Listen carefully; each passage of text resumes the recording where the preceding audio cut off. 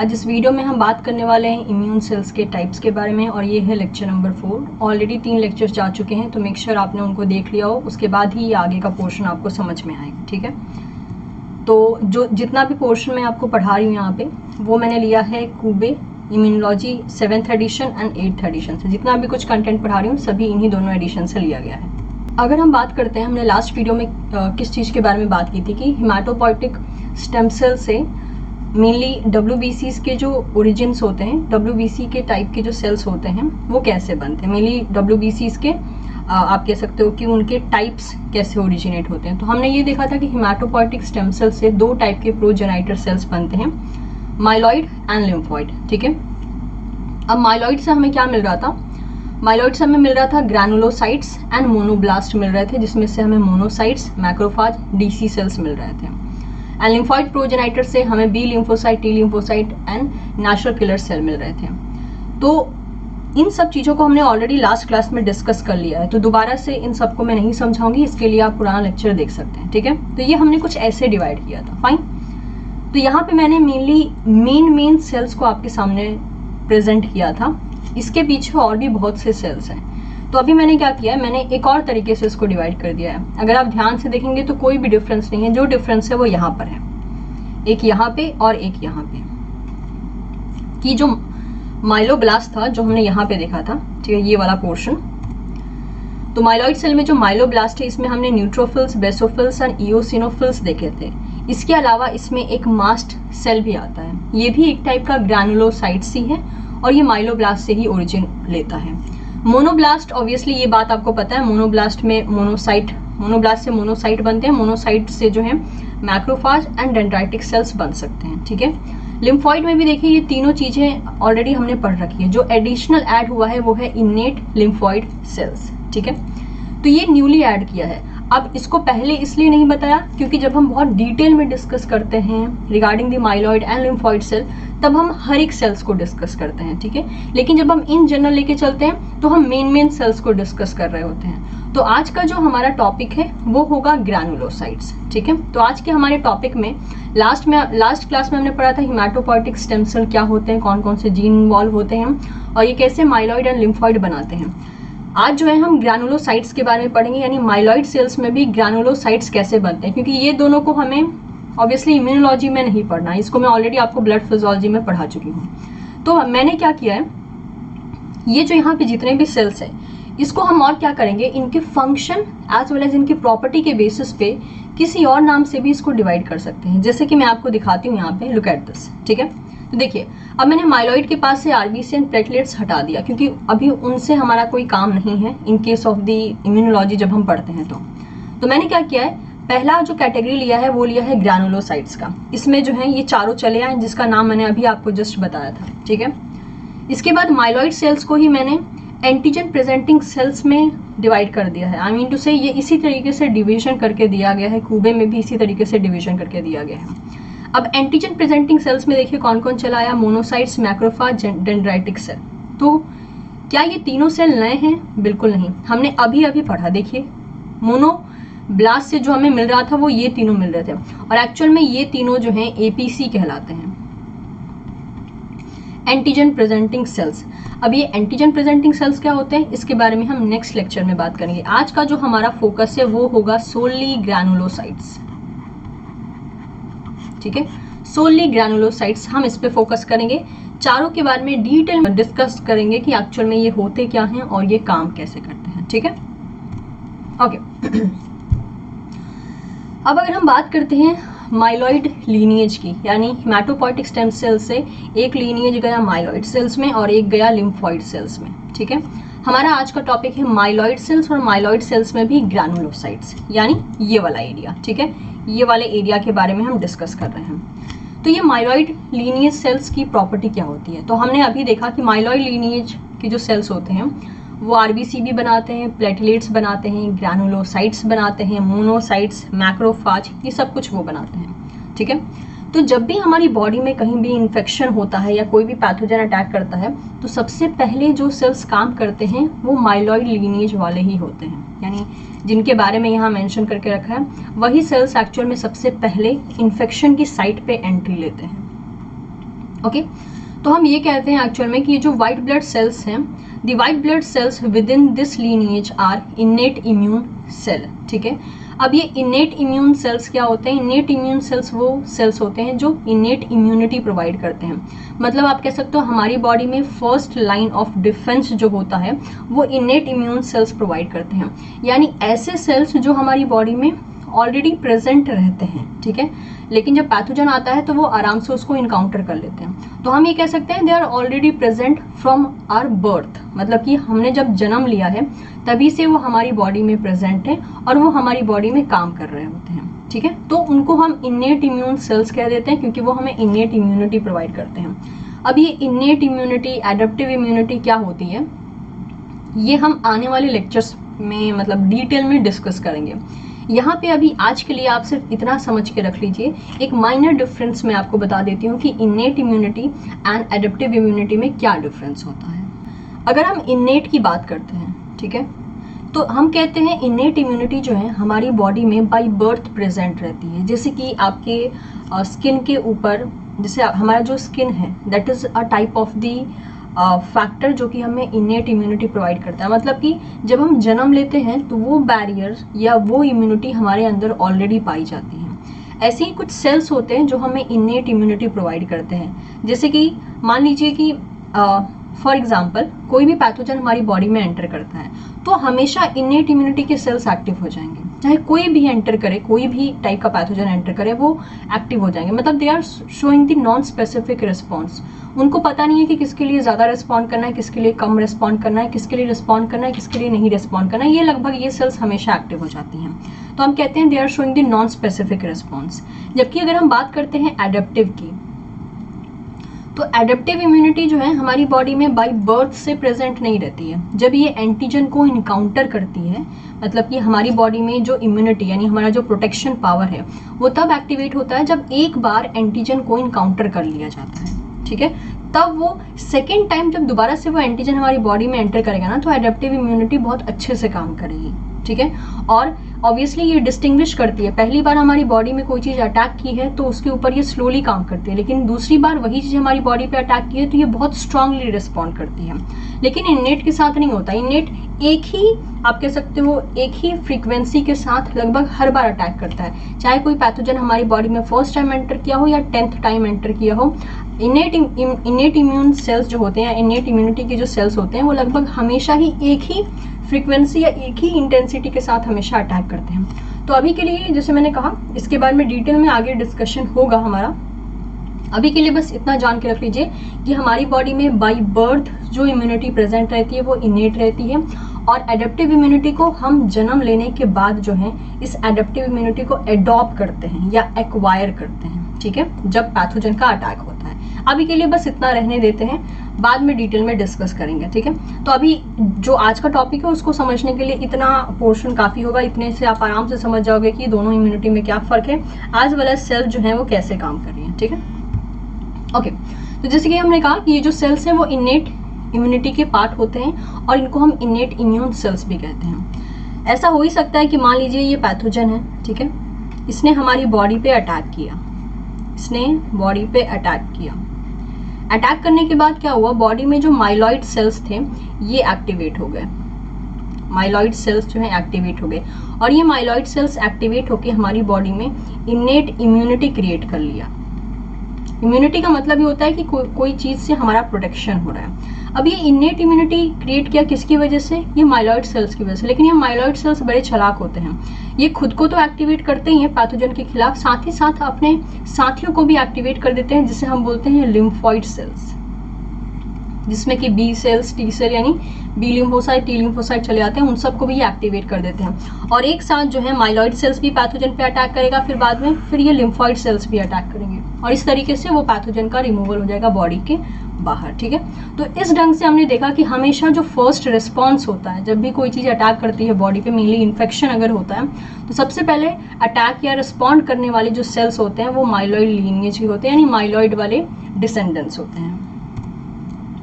Okay, अब यहाँ पे चला आता है ग्रैनुलोसाइट्स के बारे में स्टोरी, ठीक है, कि ग्रैनुलोसाइट्स क्या होते हैं। तो देखिए, ग्रैनुलोसाइट्स ऐसे सेल्स होते हैं जो कि सबसे पहले रिस्पॉन्ड करते हैं, ठीक है। जब भी कोई इम्यून रिस्पॉन्स क्रिएट होता है, मतलब बॉडी में कोई ऐसा पैथोजन एंटर किया जिसने इम्यून रिस्पॉन्स को जनरेट करा दिया, तो उस टाइम पे सबसे पहले रिस्पॉन्ड करने वाले या सबसे पहले एक्शन में आने वाले जो सेल्स होते हैं वो ग्रैनुलोसाइट्स ही होते हैं। ठीक है, इनको 4 कैटेगरी में डिवाइड किया गया है, neutrophils, eosinophils, basophils and mast cell.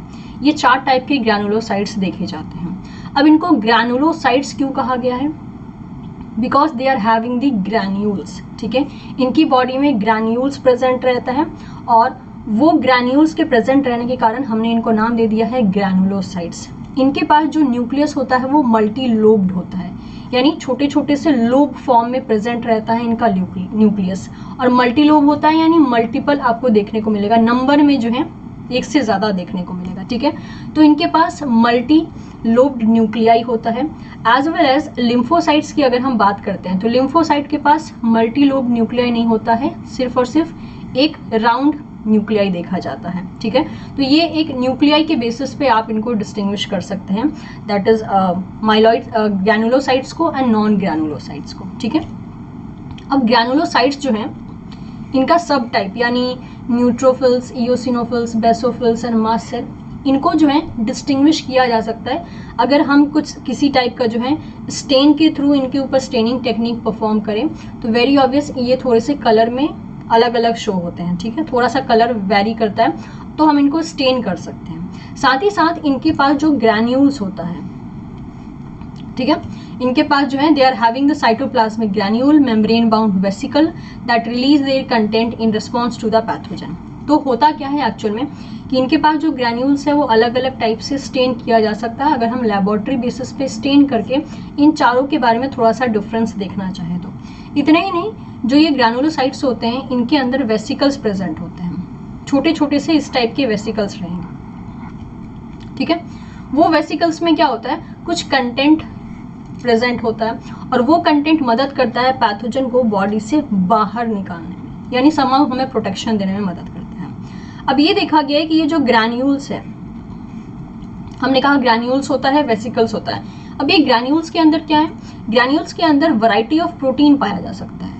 और वो प्रोटीन करेगा क्या, वो प्रोटीन एक्चुअल में पैथोजन को डायरेक्टली डैमेज कर सकता है, यानी वो प्रोटीन के पास ऐसा नेचर होगा कि जो पैथोजन को क्लीव कर देगा, डैमेज कर देगा।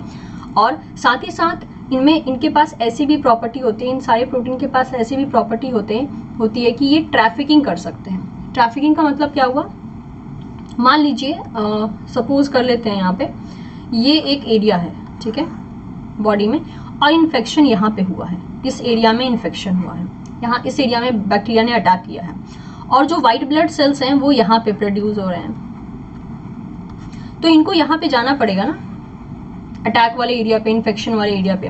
तो अगर कोई चीज इनको यहाँ से यहाँ पे लेकर आती है, अटैक वाले एरिया पे लेकर आती है, तो इसे हम कहते हैं ट्रैफिकिंग। ठीक है, इसे ही कहा जाता है ट्रैफिकिंग। तो ग्रैन्यूल्स में जो प्रोटीन स्टोर होते हैं उनके मल्टीपल फंक्शन होते हैं, उनमें से ही एक फंक्शन होता है ट्रैफिकिंग। ठीक है, I hope it is clear कि ट्रैफिकिंग करवा सकता है वेरियस टाइप की WBCs को, यानी व्हाइट ब्लड सेल्स को। ठीक है, और उनमें जो है लिम्फोसाइट्स भी इंक्लूड हो सकते हैं, मतलब कि ग्रैन्यूल्स से जो प्रोटीन निकलेंगे वो दूसरे व्हाइट ब्लड सेल्स का ट्रैफिकिंग करवा सकते हैं, साथ ही साथ लिम्फोसाइट्स का भी ट्रैफिकिंग करवा सकते हैं। और कुछ जो प्रोटीन्स होते हैं वो एक्चुअल में जो टिश्यू उस एरिया में, मतलब जिस एरिया में इन्फेक्शन हुआ है उस एरिया में जो भी टिश्यू है उसको रीमॉडल करने में भी मदद करते हैं। ठीक है, तो इस तरीके से हमने देख लिया कि ग्रैनुलोसाइट्स एक्चुअल में क्या क्या करते हैं। अब हम इनके टाइप के बारे में जरा देख लेते हैं।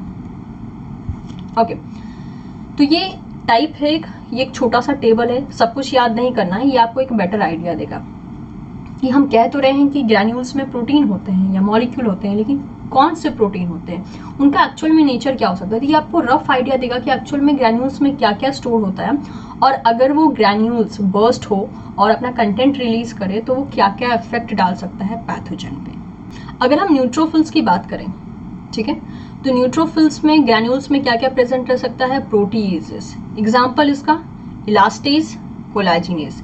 क्या कर सकता है, टिश्यू को रीमॉडल कर सकता है। Next, anti microbial protein present रह सकता है। Example defensins, lysozymes. ठीक है, क्या करेगा, ये डायरेक्ट पैथोजन को हार्म करेगा। नेक्स्ट प्रोटीएज इनहिबिटर जैसे कि अल्फा 1 एंटीट्रिप्सिन, ये क्या करेगा, प्रोटीएज का रेगुलेशन करेगा। नेक्स्ट हिस्टामिन, जिसका काम होता है वेसोडाइलेशन करना एंड इन्फ्लेमेशन करना, ठीक है, यानी सीधी सी बात है वेसल्स वाले एरिया को परमिएबल बना देना ताकि उस एरिया से जो दूसरे सेल्स आ रहे हैं, इम्यून सेल्स आ रहे हैं, वो वहाँ पे एंट्री करे और इन्फेक्शन वाले एरिया पे पहुंच जाए, ठीक है। नेक्स्ट होता है सेकेंड, जिसे हम बोलते हैं इओसिनोफिल्स, ठीक है। इओसिनोफिल्स में इसके ग्रैन्यूल्स में क्या क्या हो सकते हैं, कैटायोनिक प्रोटीन हो सकते हैं, एग्जाम्पल ईपीओ क्या कर सकता है, रॉस का जनरेशन करवा सकता है, रिएक्टिव ऑक्सीजन स्पीसीज का जनरेशन करवा सकता है। नेक्स्ट एमबीपी, ये वेसोडाइलेशन में मदद करता है और बेसोफिल्स को डी ग्रैनुलेट यानी उसके ग्रैन्यूल्स को ब्रेक करने में मदद करता है ताकि उसके अंदर जो भी चीजें स्टोर हैं वो रिलीज हो सके और पैथोजन पे इफेक्ट डाल सके। Next ribonuclease, example ECP and EDN, इनका एक्टिविटी क्या होता है, एंटीवायरल, ठीक है। Cytokines, example interleukin 4, 10, 13 and TNF alpha, इनका काम होता है एडेप्टिव इम्यून रिस्पॉन्स को मॉड्यूलेट करना यानी एक्टिवेट करवा देना।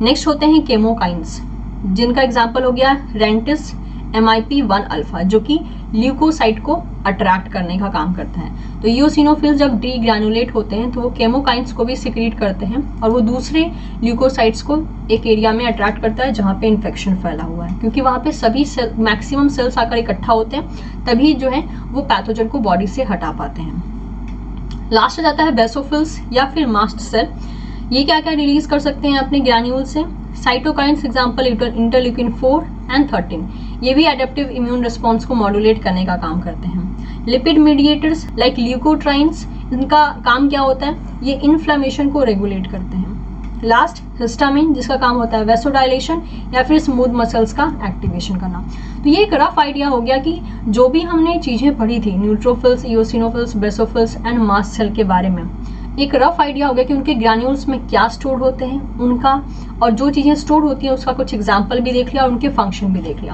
अब आपके दिमाग में आएगा कि क्या ये सब चीजों को याद करना है, तो सब चीजों को याद नहीं करना है। मैंने आपको ये टेबल इसलिए दिखाया कि आपको एक रफ आइडिया मिल सके कि कितने टाइप की चीजें प्रेजेंट होती हैं ग्रैन्यूल्स में और वो क्या क्या एक्शन कर सकती हैं। अब ऐसा नहीं हुआ कि अगर मैं कल को कहती हूँ कि यस न्यूट्रोफिल्स ने जो है हिस्टामिन को रिलीज किया और वहां पे इन्फ्लेमेशन शुरू हो गया, तो आप ब्लैंक नहीं घूमोगे कि मैडम ने ये क्या कह दिया, इतने भारी भरकम शब्द क्यों इस्तेमाल कर लिया, क्योंकि वो यहाँ पे मेंशन है कि यानी हिस्टामिन रिलीज होता है तो वेसोडाइलेशन या इन्फ्लेमेशन करवा सकता है। तो इस टेबल का सिर्फ आइडिया सिर्फ इतना था कि आपको एक आइडिया मिल सके कि क्या क्या चीजें हो सकती हैं। अगर आप याद करना चाहते हो तो मैं फिर भी यहाँ पे एक दो चीजें मेंशन कर देती हूँ, जैसे कि ये एग्जाम्पल इम्पॉर्टेंट हो सकता है, ठीक है, आप इसको याद कर सकते हो, और साथ ही साथ ये एग्जाम्पल, ठीक है, ये पार्ट बी में पूछे जा सकते हैं CSIR में, और बाकी सब एग्जाम में तो पूछे जाते ही हैं नो डाउट। तो ये जो एरिया जहाँ पे स्टार लगाया है वहां पे क्वेश्चन पूछा जा सकता है, ठीक है। ओके, तो हमारा पहला जो ग्रैनुलोसाइट्स आता है उसे हमने नाम दिया है न्यूट्रोफिल्स, ठीक है। तो सबसे पहले तो न्यूट्रोफिल्स के हम न्यूक्लियस को देख लेते हैं। देखिए मल्टी लोब्ड है, ठीक है, एक लोब ये रहा, एक ये रहा, एक ये रहा, ठीक है, तो ये हो गया मल्टी लोब्ड। इसके पास ये देख सकते हैं आप, जो स्काई ब्लू कलर में आपको यहाँ पे शो हो रहा है, that is what the granules, ठीक है, ये जो यहाँ पर ये रहे ग्रैन्यूल्स, ये सारे के सारे ग्रैन्यूल्स हैं, फाइन। और ये रहा इसके पास फैगोसोम, जो कि तब मदद करता है जब ये फैगोसाइटोसिस परफॉर्म करते हैं, क्योंकि न्यूट्रोफिल्स एक टाइप के फैगोसाइटिक सेल्स भी होते हैं, याद रखिएगा, ठीक है, they are also a type of the phagocytic cells. तो देखा ये जाता है कि जो ल्यूकोसाइट्स है यानी WBC हैं, उनमें सबसे ज्यादा अमाउंट में या सबसे ज्यादा परसेंटेज में जो प्रेजेंट रहता है, आप कह सकते हो लीनिएज, वो होता है न्यूट्रोफिल्स, ठीक है। न्यूट्रोफिल्स जो हैं वो एक टाइप के ग्रैनुलोसाइट्स हैं जो कि सबसे ज्यादा अमाउंट में प्रेजेंट होते हैं WBC में, हाईएस्ट अमाउंट होता है इसका।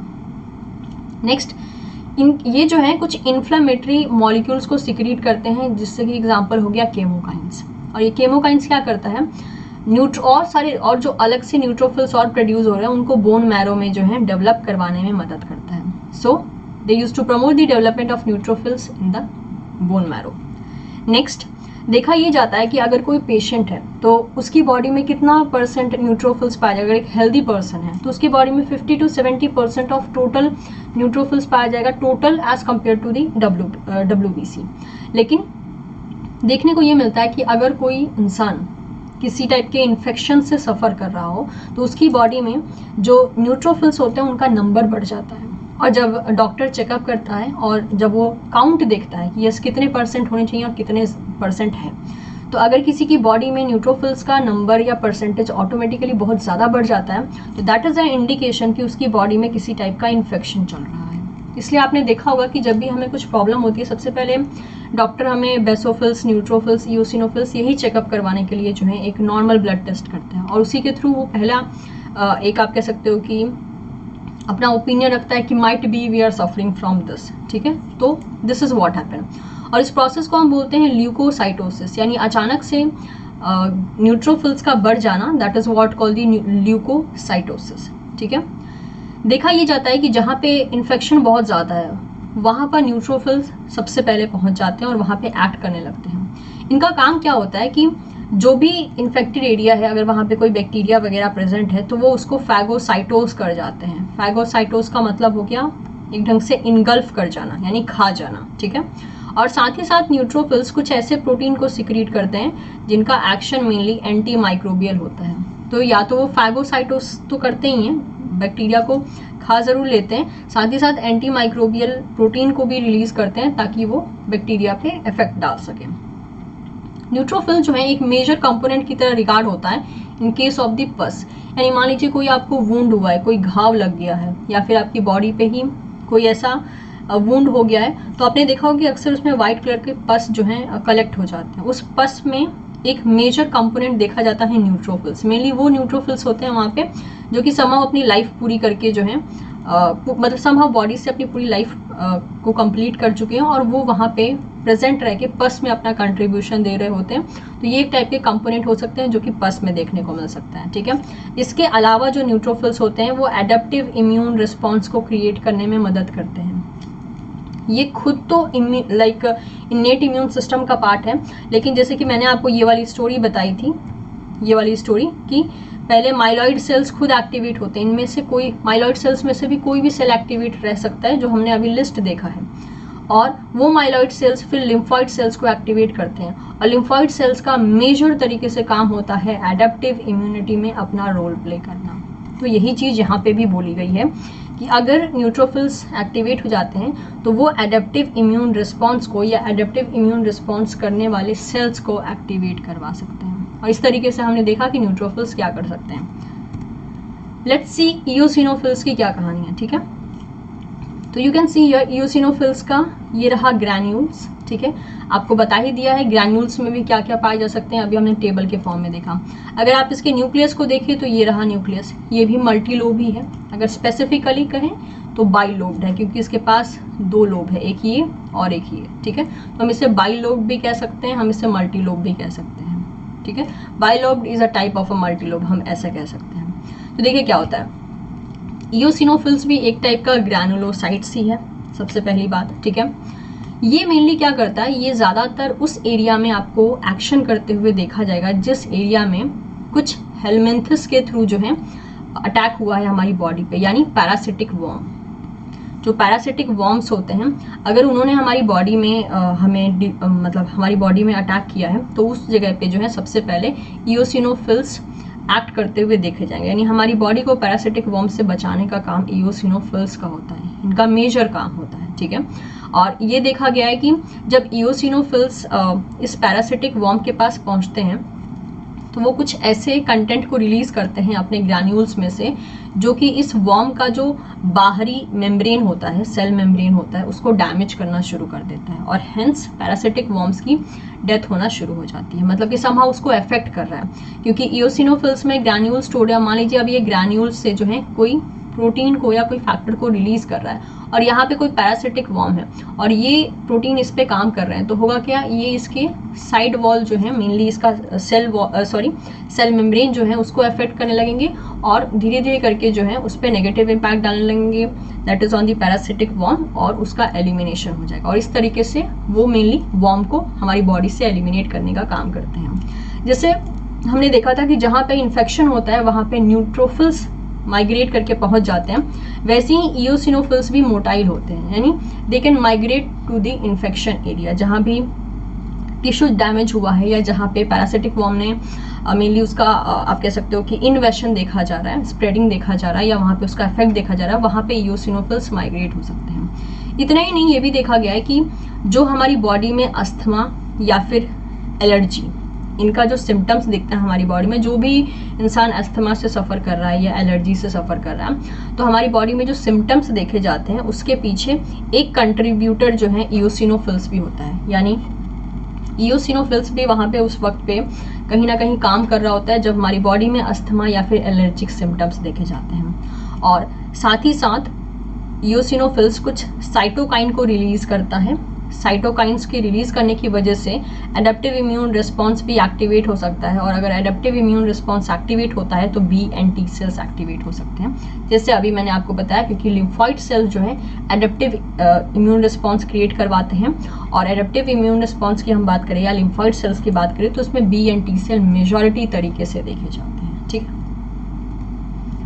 ओके, नेक्स्ट चला आता है हमारे पास बेसोफिल्स। ठीक है, बेसोफिल्स एक्चुअल में एक नॉन फैगोसाइटिक सेल्स कहलाते हैं। ठीक है, they are granulocytes but they are non phagocytic, मतलब ये फैगोसाइटोसिस परफॉर्म नहीं करते हैं। इनके पास वेरी ऑब्वियस ग्रैन्यूल्स होता है, लेकिन इनका नंबर रेयर है, मतलब बहुत कम नंबर में देखे जाते हैं ये। और ऑब्वियसली अगेन जब बॉडी में पैरासिटिक अटैक होता है, जैसे अभी हमने देखा था in case of this eosinophils, ठीक है, तो वैसा ही यहाँ भी काम करते हैं। जब हमारी बॉडी में पैरासिटिक अटैक होता है लाइक पैरासिटिक वॉर्म, तो उस वक्त पे हमारी बॉडी में इओसिनोफिल्स के साथ साथ बेसोफिल्स भी काम कर रहे होते हैं। इतना ही नहीं, देखा गया है कि जब मेनली हमारी बॉडी में मान लीजिए एंटीजन है, ठीक है, और हमारी बॉडी में एंटीबॉडी है, तो जब ये दोनों आपस में इंटरेक्ट कर रहे होते हैं तो ये कॉम्प्लेक्स बनाते हैं। और बेसोफिल्स क्या करता है, बेसोफिल्स आके इनसे बाइंड कर जाता है, और बाइंड करने के बाद अपने अंदर के जो ग्रैन्यूल्स होते हैं उसके अंदर जो भी फैक्टर उन्होंने स्टोर करके रखा है उससे वो रिलीज करना शुरू कर देते हैं। अगर हम हिस्टामिन की बात करें तो हिस्टामिन एक्चुअल में वेसोडाइलेशन में मदद करता है। वेसोडाइलेशन का मतलब क्या होता है, जो ब्लड वेसल होती है,